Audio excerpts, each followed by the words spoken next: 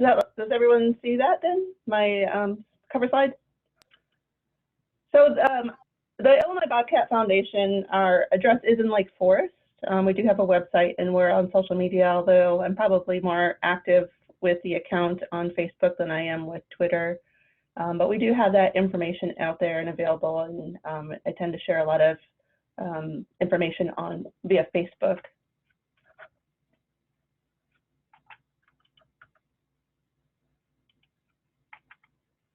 So I began this organization in 2014. It was mostly social media presence, and that was right around the time the legislation was introduced to begin bobcat hunting after basically a 40-year hiatus in Illinois. So that's kind of how I started the organization.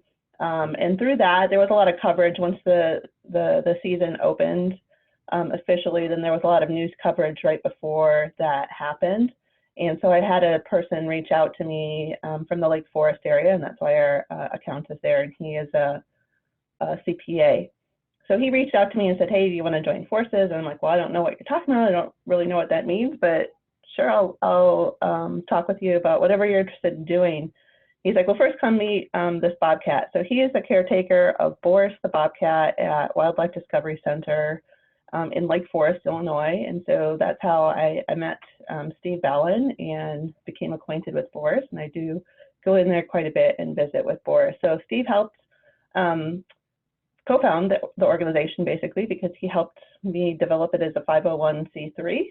Our first project was we started a GoFundMe account. We had heard about Dr. Jake's research at Western Illinois. We knew he needed more GPS collars, and we raised the funds to supply those for him. We also launched our website that year. In 2018, we continued to fund Dr. Jake's research. We bought him some additional VHF collars, and I'll talk about the difference between the collars as we get into the presentation.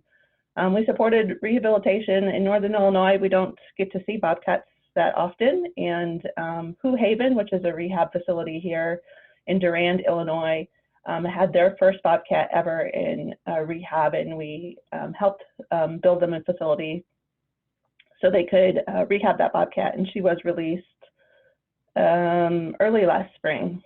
So, and we did a lot of education. A lot of groups asked us to come and talk about bobcats. So, and that tends to be what we have done really for the last couple of years, is really education and advocacy about bobcats and what's happening with them in the state of Illinois.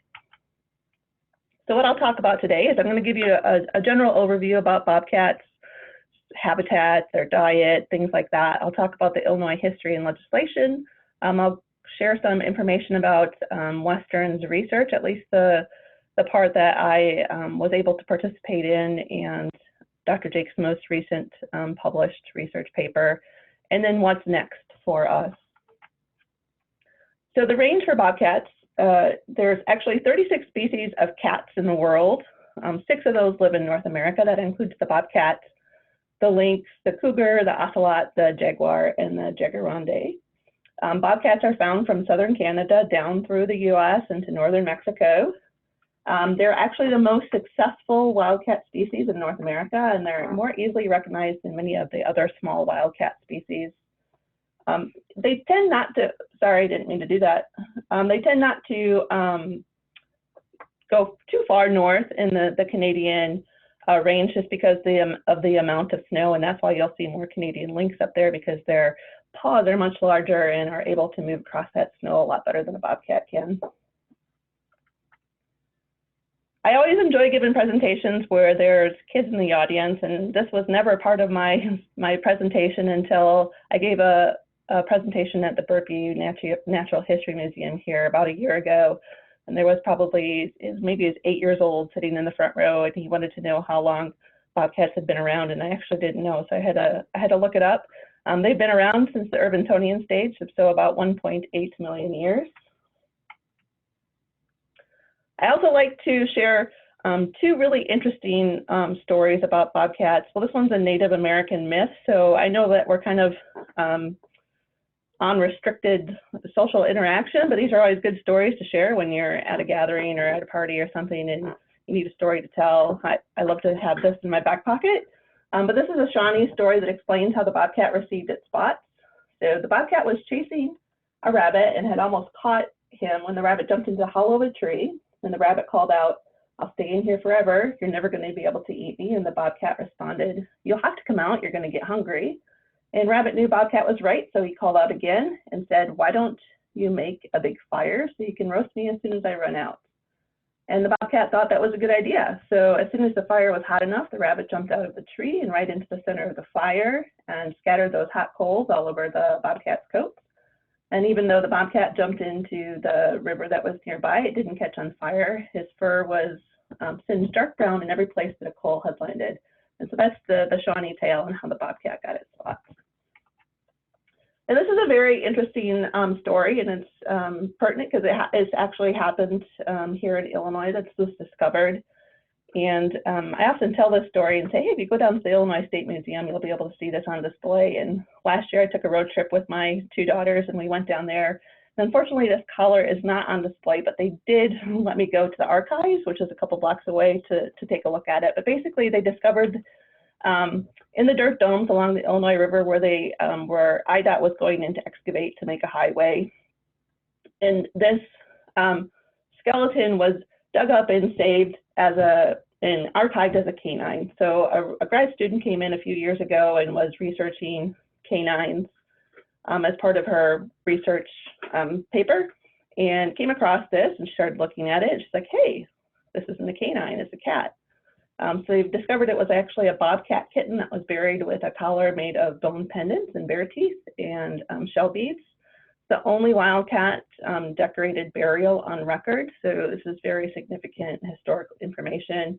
And like I said, it's really interesting because it was found here in Illinois and you can see it. You just have to ask the docents or someone in the museum how you can get in touch with. I actually forgot what her name is, but I called her up and we were able to make an appointment so I could drive over and see this collar, which is pretty amazing. So in terms of bobcats, they are part of the lynx family. There's 4 cats in that family. There's the bobcat, the Canadian lynx, Iberian lynx, and the Eurasian lynx. And just noting the difference between the Canadian lynx and the bobcat, because these can be confused sometimes. Lynx are actually bigger than bobcat. They have a shorter black tail. They have an arched back. You can see their longer legs in the rear, and they have much larger paws, and their ear tufts are also larger and longer than bobcats. They get their general description, of course, because of their bob tail. They can range anywhere between 10 and 40 pounds, 3 feet in length, 2 feet high. And just to give you a general idea of the cougar size compared to a bobcat, a cougar's tail generally is 3 feet long. So the length of a bobcat is about the length of a cougar tail. So these 3 cat species there on the bottom often get misidentified. They can be misidentified by hunters. They can be misidentified by the general population. Back in 2016, there was a young hunter and I was going to grab the picture and I forgot to, but it misidentified the bobcat, a bobcat as a cougar in northern Minnesota.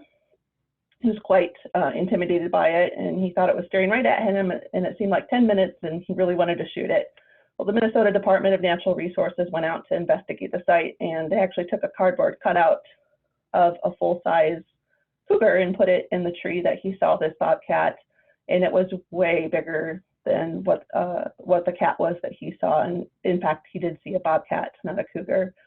So interestingly enough, there is a quiz every Friday. In fact, it's today. She's probably started it already, by Dr. Michelle LaRue, and she is the head of the Cougar Network. It's good to check out. It's on Twitter. Like I said, it's every Friday. She posts pictures and has a Cougar or Not quiz. And I just want to and I'm going to share another slide with that information too, but I just want to share how often cougars are misidentified. And either in most cases in Illinois, it's either a bobcat or a feral cat. So this was on social media here in the Belvedere, Rockford area. Cougar spotted today before dusk near Beaver Valley and Squaw Prairie Road. Watch your pets. So this was blowing up. It was in the media.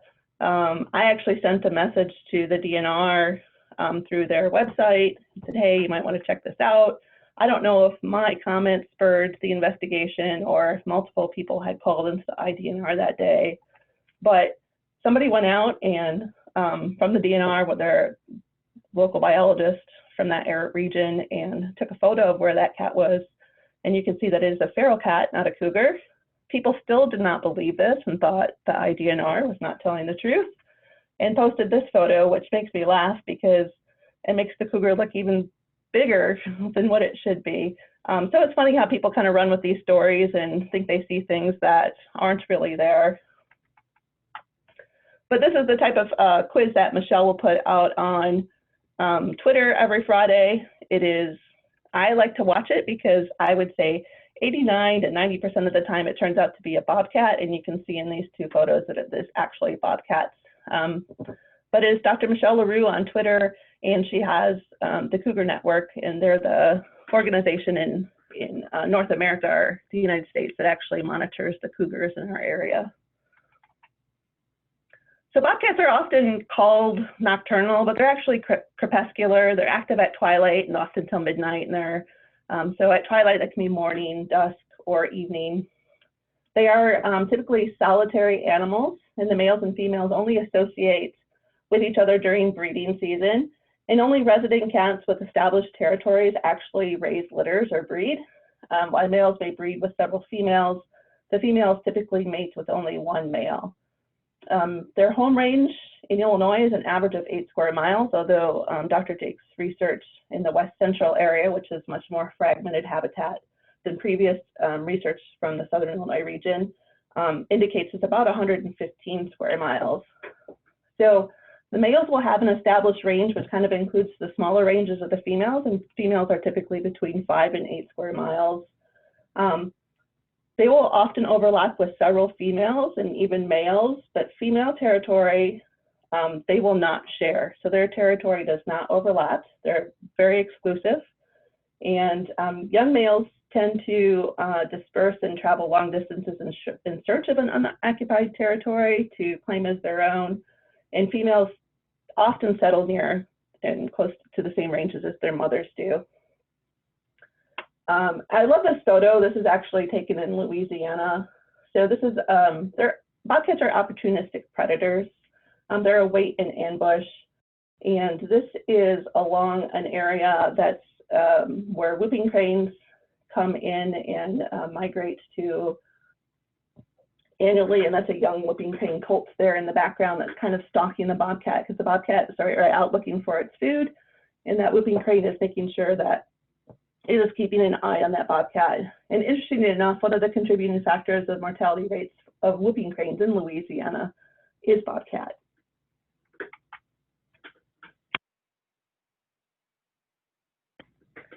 So I'm sorry, I have a tickle in my throat.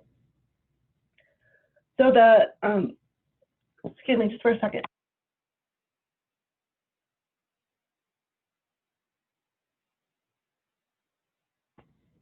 It's not coronavirus, I swear. So the diet of bobcats, research has shown in Illinois that it's typically small rodents, so the majority of small rodents and rabbits and squirrels. And birds represent a small percentage of the diet. Now, these are not game birds either. These are passerine birds or songbirds. So when you hear about hunters or people complaining that, oh, they're impacting the deer population or the turkey population or the bobwhite quail population, that's absolutely not true. Typically, they are not game bird eaters, although there's plenty of video out there that show bobcat taking down a turkey as well. But just according to research in our own state, that's not typical of them. For reproduction and life cycle, this is actually, and I'll point out when the pictures are from Illinois, I'll point this out. This is actually a photo that someone sent me from Carroll County, Illinois. And so he's always known, the landowner always knew that he had a bobcat on his property, but he was never able to capture a photo of her. And this is, I think, from 2 years ago. And he was excited that he finally was able to catch a photo of her, and it happened to be that she was out with her 3 kittens when he did. So pretty amazing to be able to see that on your own property. So bobcats, their average lifespan, they've been known to live over 33 years in captivity and 12 to 13 years in the wild. And that ranges also down to 7 to 10 years. And you can look this up and Google search this, and you're going to find all different data about the average lifespan of bobcats in the wild. I think it just matters on where they live, how close to urban areas they are, where auto accidents contribute to their mortality and things like that. So the breeding season is January through June, with the peak in February and March. So we're kind of in peak breeding season, almost ending out of it here in Illinois, but typically if you're going to see a bobcat or hear a bobcat, this is generally the time that you do see them. Their gestation is approximately 60 days, and typically they have 2 to 3 kittens per litter. These are some trail cam photos that I was sent fairly recently.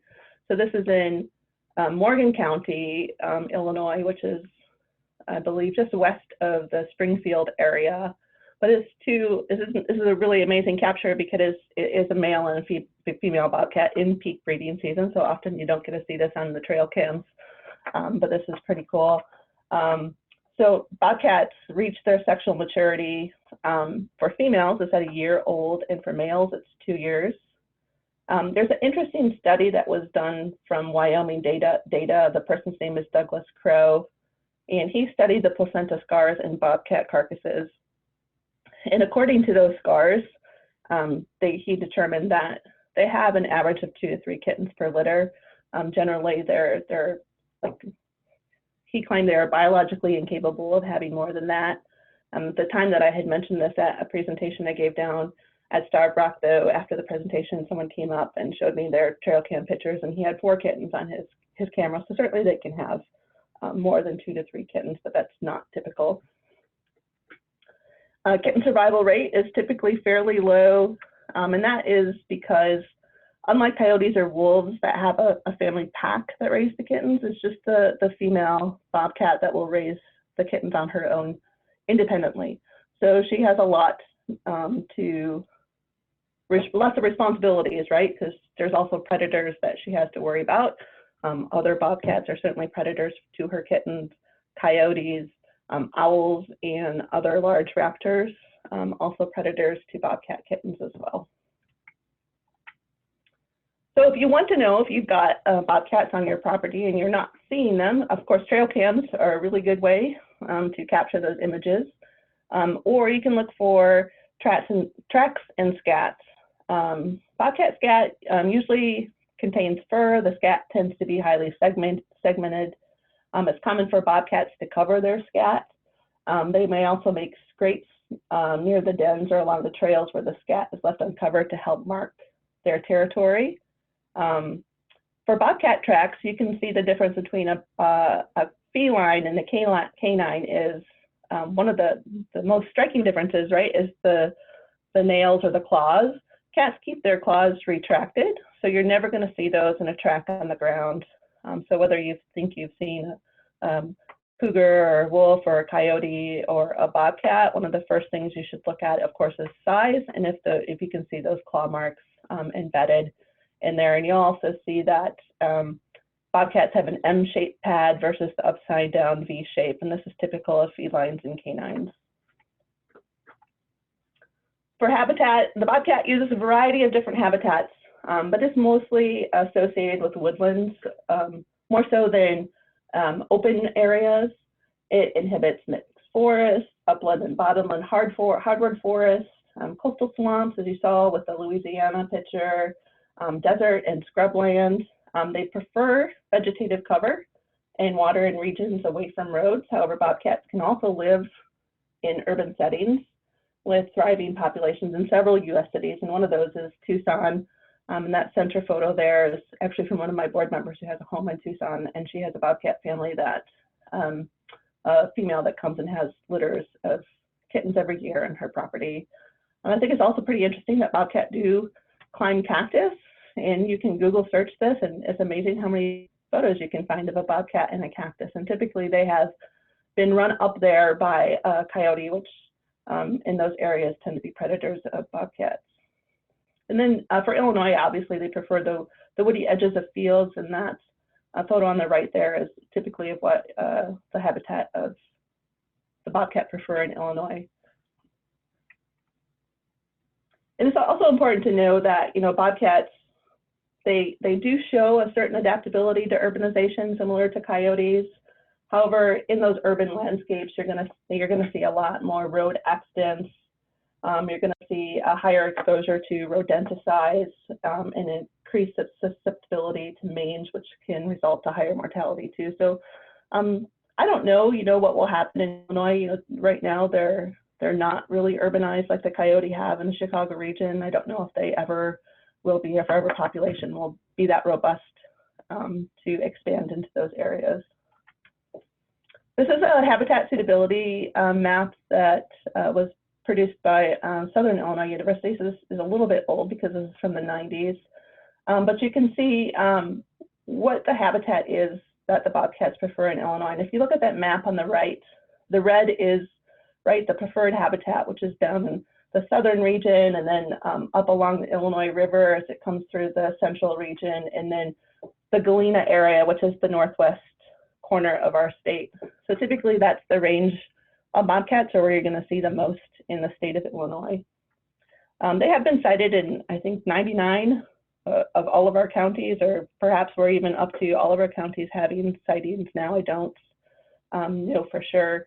I know that you could probably obtain that information from the IDNR though. I do want to touch on the benefits of predators too. They definitely indicate a balanced ecosystem. If there's an overabundance of prey species, they do overtax our food resources or food resources for other animals. There's a couple good examples of where bobcats have been reintroduced to really help stabilize the habitat in the area. One of them is Cumberland Island, Georgia, which I'm going to talk about.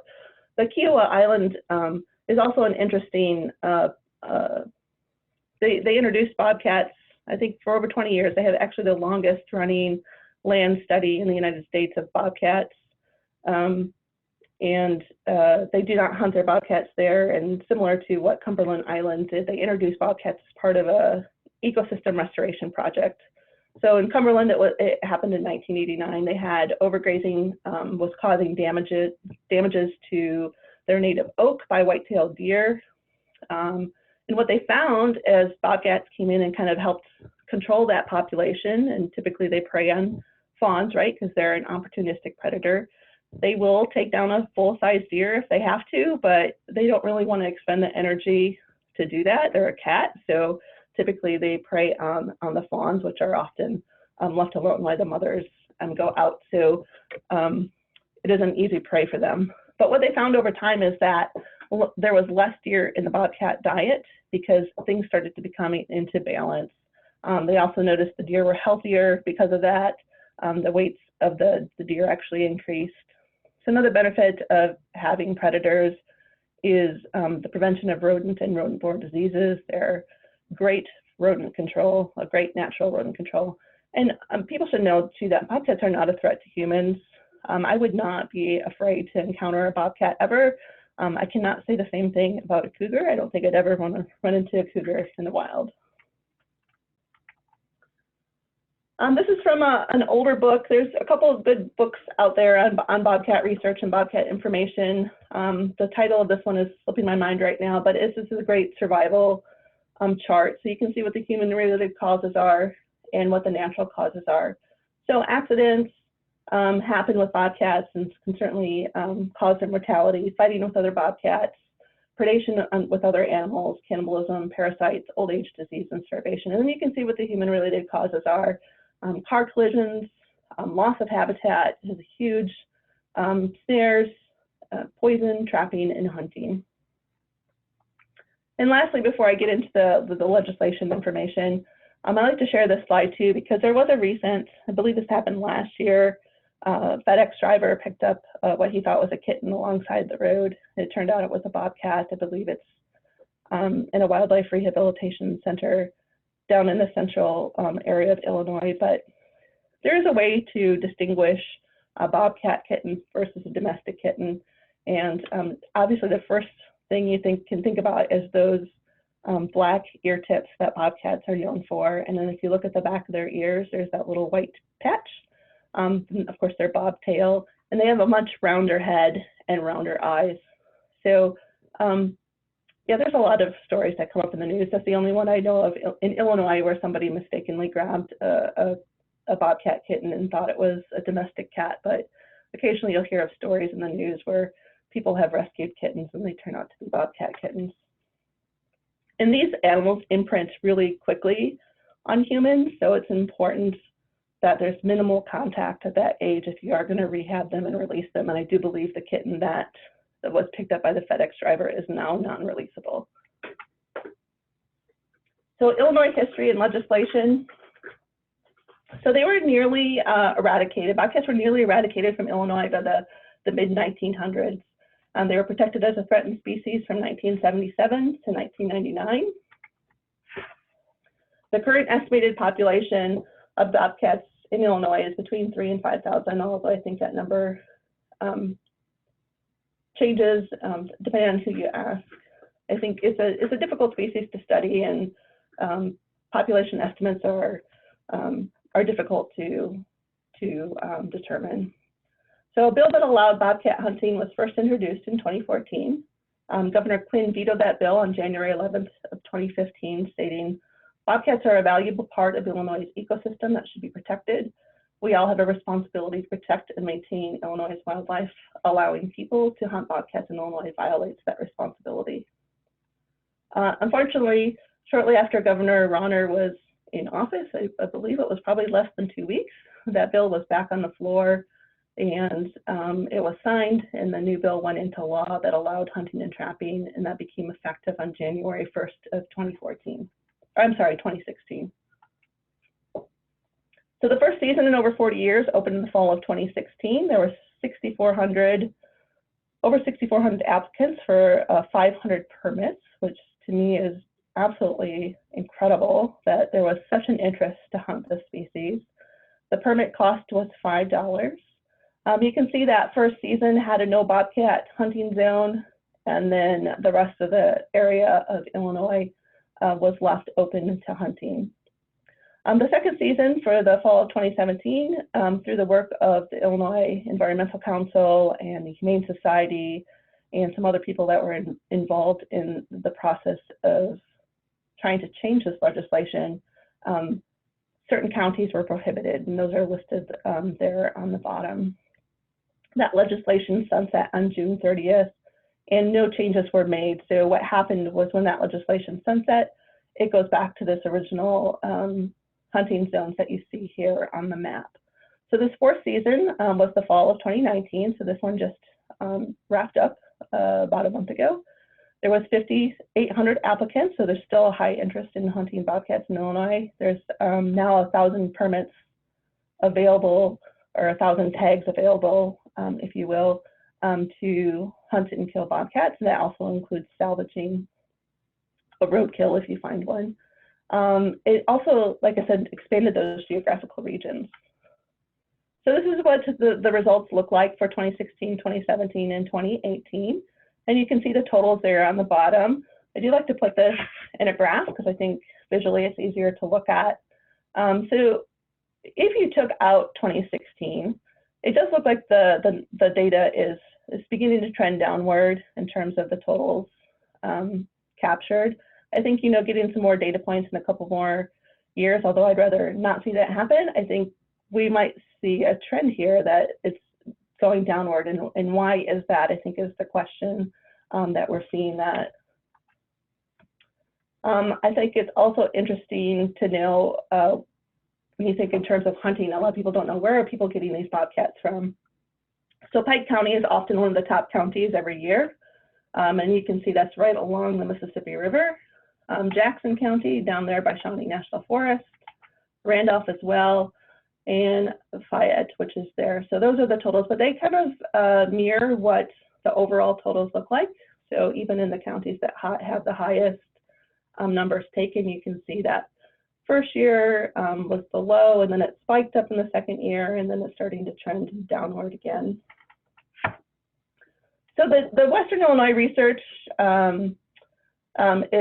is really looking at the population density, which is I think what a lot of people felt like when this legislation went into place was lacking, that we didn't have substantial research to determine that we really should be hunting bobcats. So Western Illinois began their study in July of 2015. They started with a camera study. Their purpose was really to look at abundance, survival, and develop a camera protocol, a camera survey protocol. So Dr.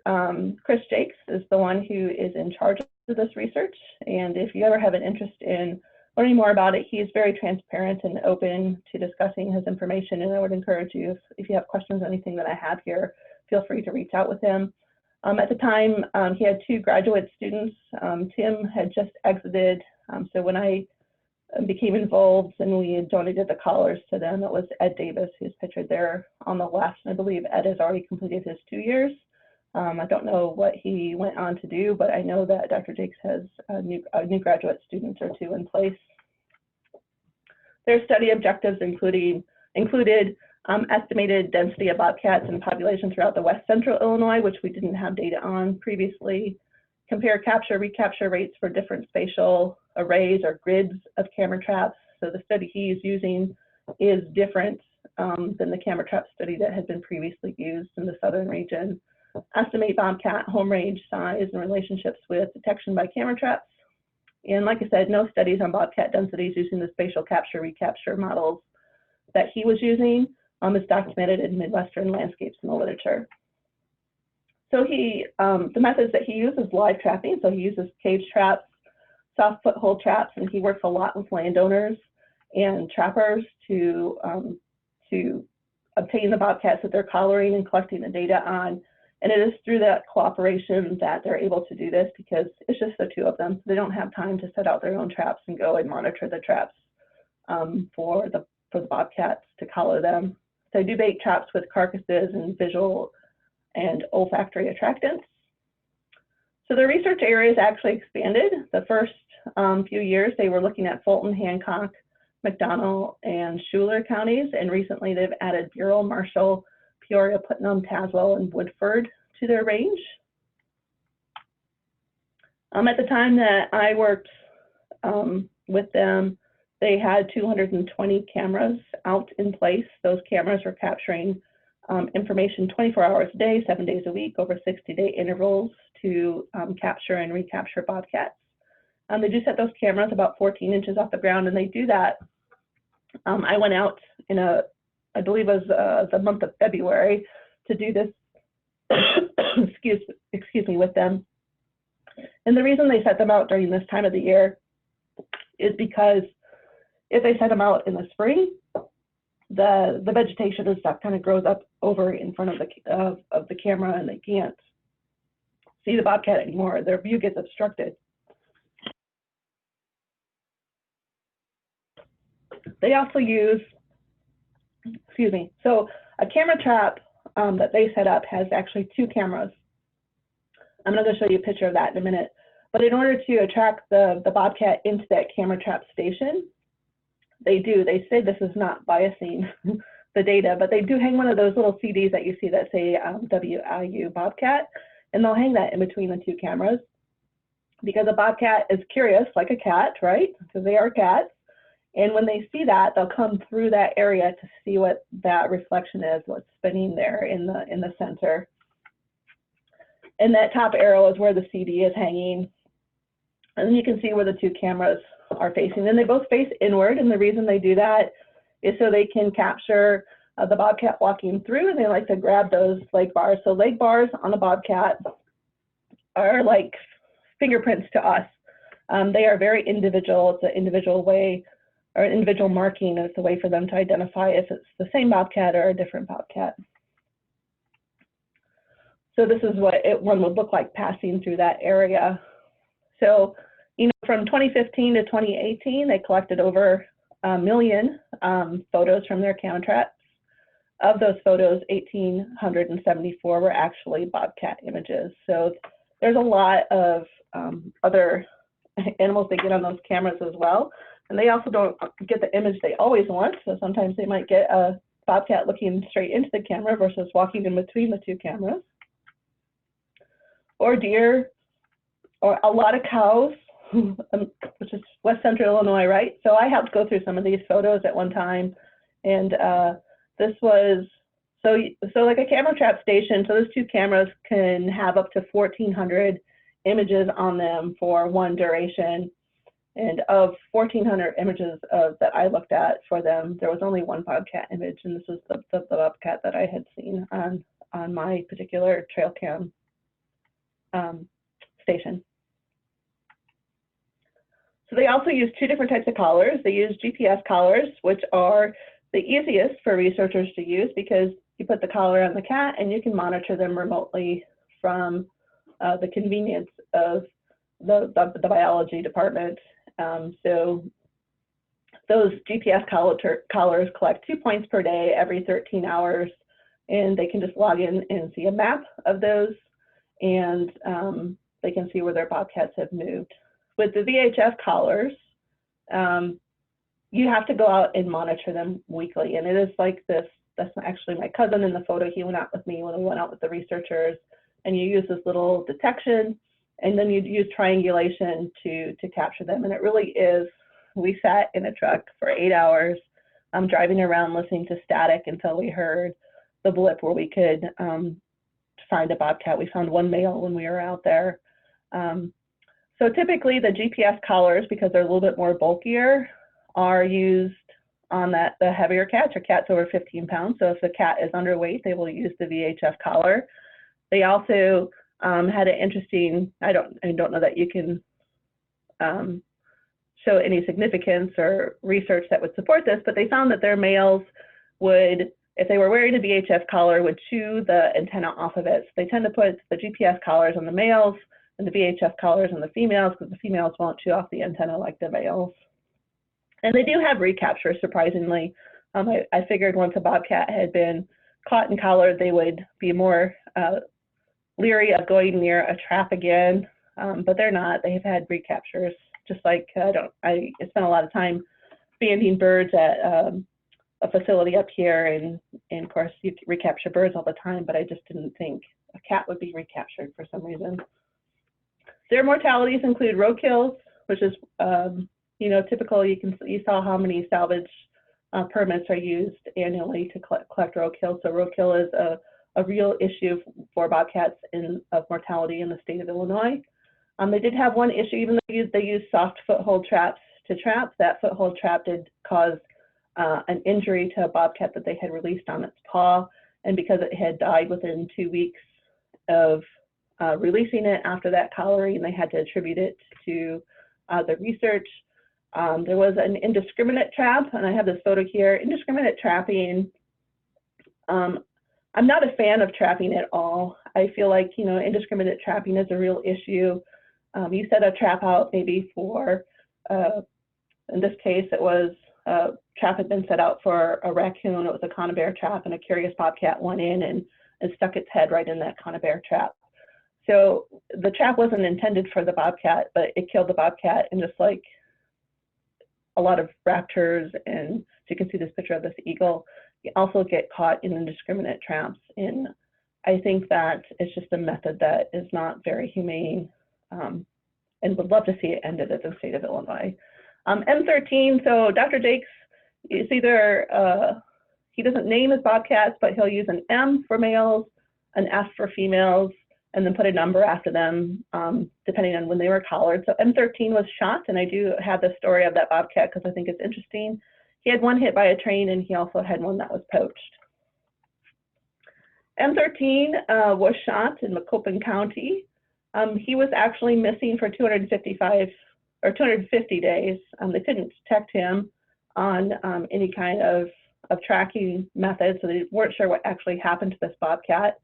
And it turns out when a hunter who legally had the right to shoot this bobcat, had the permit, shot him and called Dr. Jakes up because the bobcat had the collar on, and was able to report this instance to Dr. Jakes. So I think the interesting thing is he was collared 111 miles from where he was killed. Dr. Jakes thinks that possibly this is one of those young, maybe when they collared him, he was a young male that was out exploring, right? Young males tend to travel long distances to try and find territories of their own. So perhaps he was up in Fulton County looking for his own territory when he got collared and then went back down. It's unknown, but obviously 111 miles is a long way for a bobcat to travel. This is kind of what every day looks like for Dr. Jakes and Ed when they go out. We park the truck and then we walk through that field all the way back to that tree line when we were out putting out camera traps, and it was very muddy and squishy that day, and your boots kind of sunk into that ground. It felt like a really good leg workout afterwards. My legs were sore. So what kind of information are they collecting? Well, the first thing they do is they collect the weight, and that's important because you want to make sure that bobcat's not going to wake up while you're doing all of your research on the bobcat. The first thing they do after they tranquilize the bobcat is weigh it. They have flea combs, tape measures, and ear tags. They'll monitor their vitals, their heart rate, their temperature, breaths per minute. This is all part of research protocol and ethics that they have to follow. They collect the length, the height, the socket of the shoulder, and they assess the full body condition. So if there's any injuries on that cat, like cuts or anything like that, they will treat them on the spot before they release them with antibiotics. They will not send, in fact, they never would send a bobcat out with a bandage on just because it's more susceptible for it to happen if it would leave with a bandage on it. They do collect blood. They're looking for antibody presence, rabies, distemper, parvo, DNA, and genetics. I know they're just collecting this information right now. They haven't done any studies on any of this. He doesn't have enough, at the time he didn't have enough students. I don't know where he's at in his research right now. I haven't talked to him recently.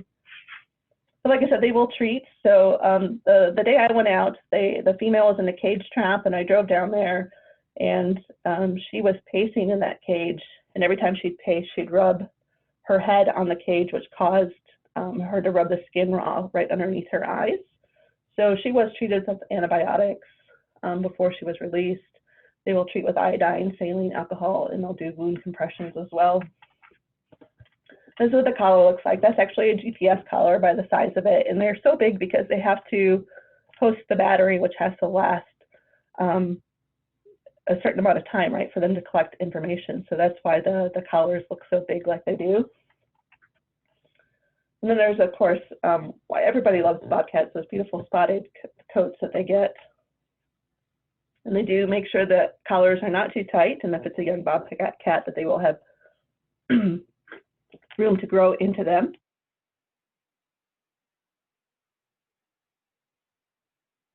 And then before the bobcat is released, they will hold it for an hour. They want to make sure that it's fully awake and aware, because if you would release a bobcat that was still somewhat under sedation, it could cause an issue where they might run into the road, not knowing what they're doing or something like that. So they do make sure the bobcat is fully recovered before they do release it back out. And so what has he found from all the research that he's been doing?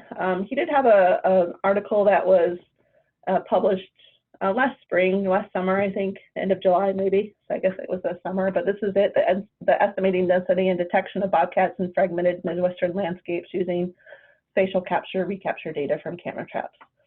So what he found in his research is the density estimates are low compared to other studies. They're actually the lowest yet recorded for the species. So in his particular area, he found 1.43 bobcats per 100 square kilometers. Previous research in Illinois, and this is looking at the information from the Southern Illinois University, had determined 30.5 bobcats per 100 square kilometers. So yes, significantly lower densities than the southern region of the state. And again, the range is much different there, 115 square miles for those males versus 8 square miles in the southern region. So there's a couple things to consider when you're looking at his information too. Most of the previously reported densities for bobcats were estimated using the classical recapture models, which makes direct comparison of his research to the previous research difficult. In cases for other carnivores, though, what he found is the classical recapture methods have reported positively biased density numbers. So I think that's important to note too. So if you're looking at, why are we hunting bobcats, or why are we making decisions to hunt bobcats when we're not quite sure what the densities are, because now our data is showing two different things, I think it's just something that's important to note going forward and how those decisions are made. So what's next? Obviously, we're going to continue advocating for bobcats in the state of Illinois. We're going to continue providing education. I think in rehabilitation, if we can help out where needed, certainly we'll do that too. But in terms of advocacy, or if people are interested in what they can do because they don't also agree with bobcat hunting currently as it is right now, is to contact your legislators. This is obviously a very political issue, as Elliot had mentioned early on, that there was been a lot of debates on whether or not we should be doing this. I think it's also important to note that there's 4 fundamental hallmarks of science relative to natural resource management. That includes measurable objectives, evidence, transparency, and independent review. I haven't found that we're doing that very well in the state of Illinois. I think that when decisions are made about bobcats, I think that there should be more decision making involved in that, and perhaps letting more people, like people from the Illinois Environmental Council or the Illinois Bobcat Foundation or any of these other groups come in and participate in review of the data as well. And lastly, well, here's my citation. So if anyone's ever interested in where I get the information that I have in the presentations, I do document that and always willing to share it. And lastly, before we get into questions and comments, I always like to end with this quote because I think it's relevant. In the book, Bobcat Master of Survival by Kevin Hansen, he states, whatever the future holds for Lynx rufus, it's too important to be left in the hands of businessmen, politicians, or wildlife managers. An informed, caring, and engaged public is critical to the conservation of bobcats and all wildlife. I think because of how things are set up in Illinois, I think it's very important for us to know what's happening in the legislation, watch that, and be as involved as we can if we think that something's not right or we would like to see things changed. Because oftentimes, I believe even when this legislation was introduced, I actually don't remember how I heard about it now, but I know that it struck a nerve with me, which is why I started a social media presence and why I got involved in this to begin with, because I thought, oh my gosh, I'm an Illinois resident. I've lived here my entire life. I've never seen a bobcat.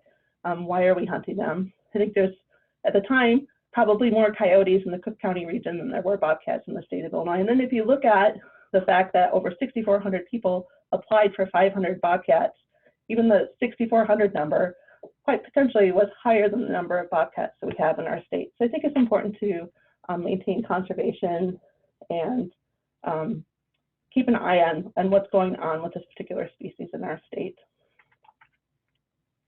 So I would open it now to any comments and questions.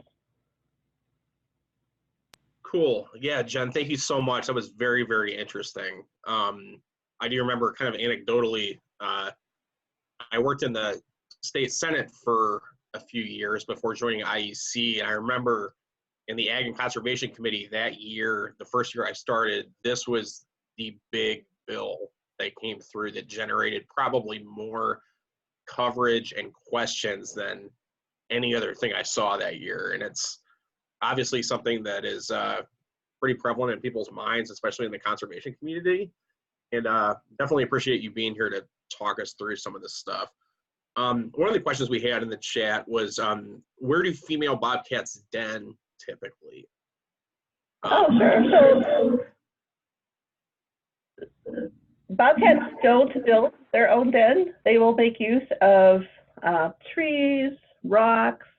I'd be interested in that gentleman's camera trap on those round hay bales too, to see if that's a breeding pair, if she would have kittens in those hay bales, because that would be interesting.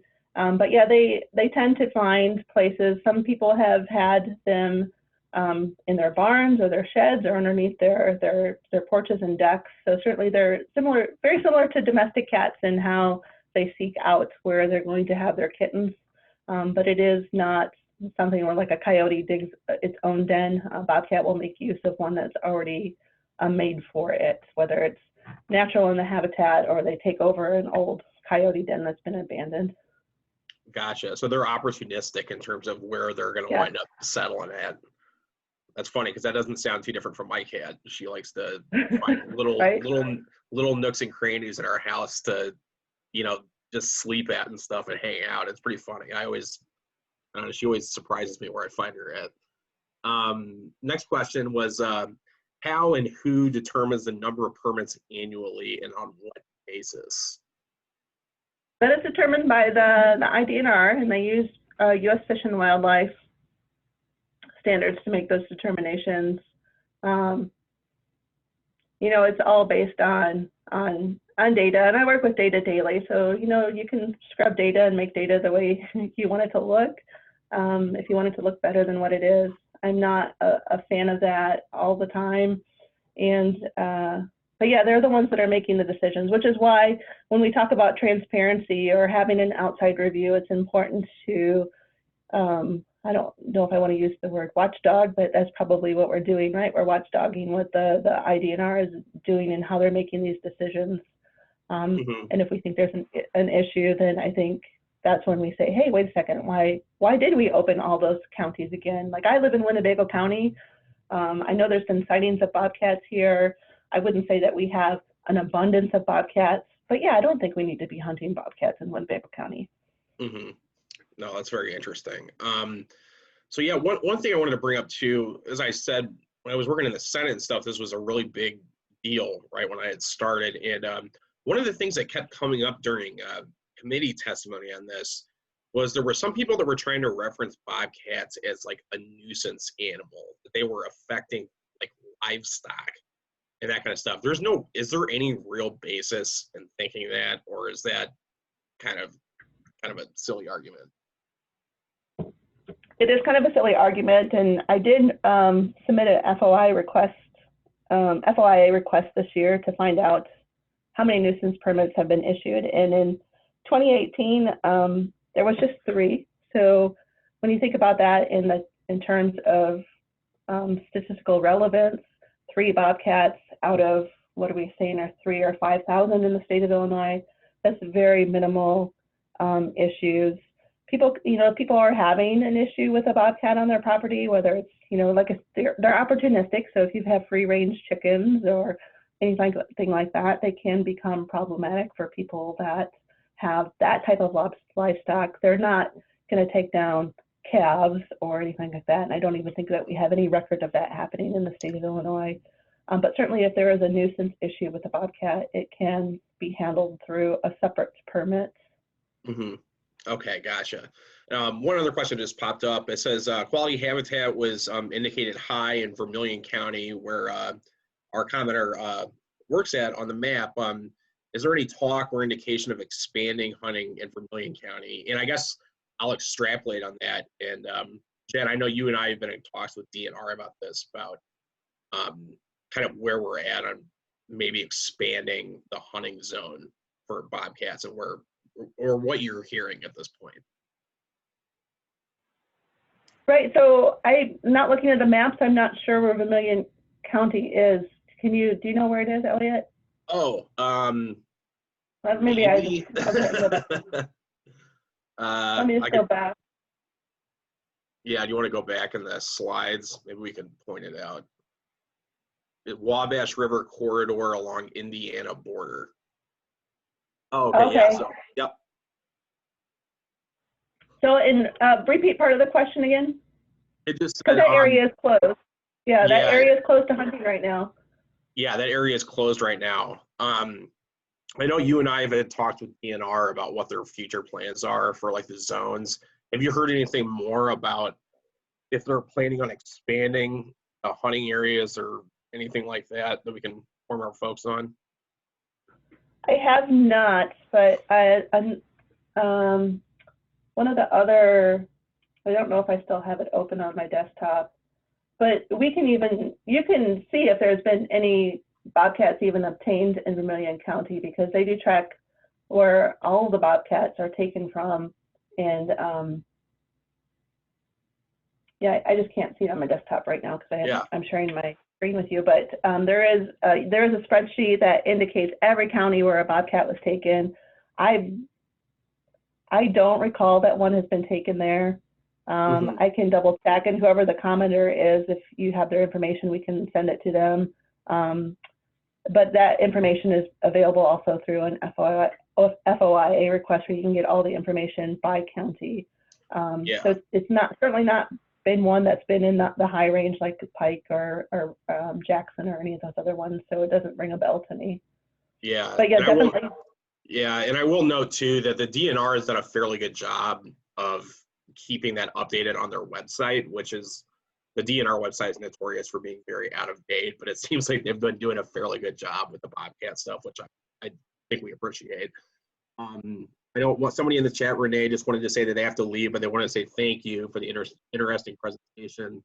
They love cats, so it was super informative to them.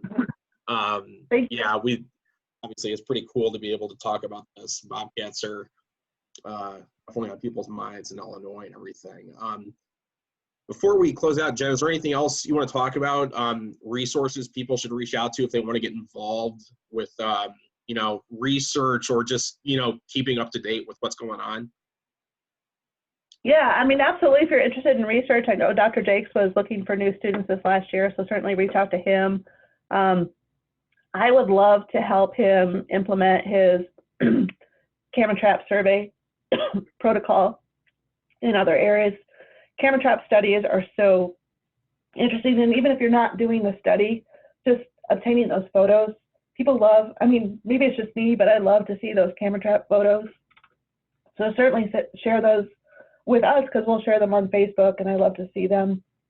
But I would love to see that happen. The IDNR, like you actually mentioned, they have a new wildlife website that has a lot of information on it. We do have a website that has some resources on it, but most of it does link back to their wildlife page, or if you've had a cougar, a bear, wolf sighting, and all those 3 species are actually protected in the state of Illinois. What you can do for reporting those unusual sightings.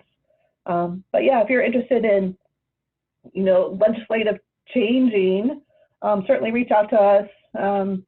We do as much advocating and working with the Illinois Environmental Council as we can, and other groups that are interested in changing this legislation. So yeah, I would love to see some changes to how it currently stands.